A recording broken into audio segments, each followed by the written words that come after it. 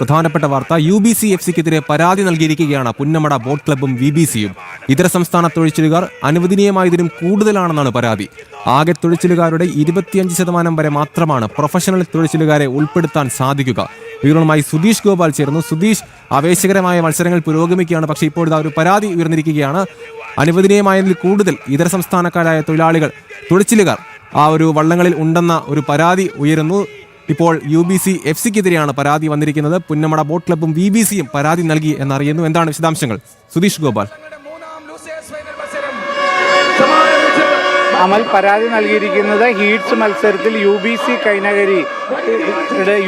കൈനഗരി FC-യുടെ വള്ളത്തേൽ അനുവദനീയമായതിൽ കൂടുതൽ ഇതര സംസ്ഥാന തൊഴിലാളികൾ തുഴഞ്ഞു എന്നുള്ളതായിരുന്നു പരാതി. അതിൽ ഏറ്റവും പ്രധാനമായും 25% തുഴച്ചിൽക്കാർ മാത്രമേ ഇതര സംസ്ഥാന തുഴച്ചിൽക്കാരായി ഉണ്ടാവാൻ പാടുള്ളൂ എന്നാണ്. ആ നിയമം ലംഘിച്ച് പ്രൊഫഷണലായിട്ടുള്ള ഇതര സംസ്ഥാന തുഴച്ചിൽക്കാരെ കൂടുതലായി UBC FC വിയവരം ചുണ്ടനിൽ കയറ്റി എന്നൊക്കെ ചൂണ്ടിക്കാട്ടിയാണ് വില്ലേജ് ബോട്ട് ക്ലബ്ബ് കൈനഗരിയും അതോടൊപ്പം തന്നെ പുന്നമട ബോട്ട് ക്ലബ്ബും ഇപ്പോൾ പരാതി നൽകിയിട്ടുള്ളത്.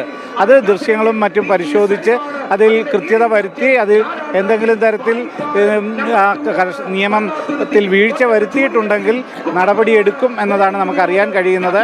അത്തരത്തിൽ സ്വാഭാവികമായും ചെയ്താൽ അത് ഒരു നമ്മൾ ചോദിച്ച് തോൽവി ഏറ്റുവാങ്ങുന്നതിന് തുല്യമാകും. അതുകൊണ്ട് അങ്ങനെ ചെയ്തിട്ടുണ്ടോ ഇല്ലയോ എന്നത് പരിശോധിച്ച് മാത്രമേ വ്യക്തത വരുത്താൻ കഴിയുകയുള്ളൂ.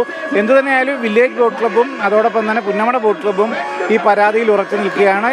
അത് സംബന്ധിച്ച പരാതിയാണ് ഇപ്പോൾ ഇതുമായി ബന്ധപ്പെട്ട അധികൃതർക്ക് കൈമാറിയിട്ടുള്ളത്.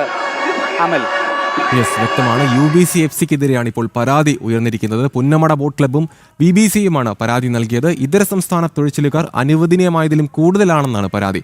ആകെ തൊഴിലാളികളുടെ 25% മാത്രമാണ് പ്രൊഫഷണൽ തൊഴിലാളികളെ ഉൾപ്പെടുത്താൻ സാധിക്കുന്നത്. സുധീഷ് ഗോപാലാണ് വിവരങ്ങൾ പങ്കുവച്ചത്.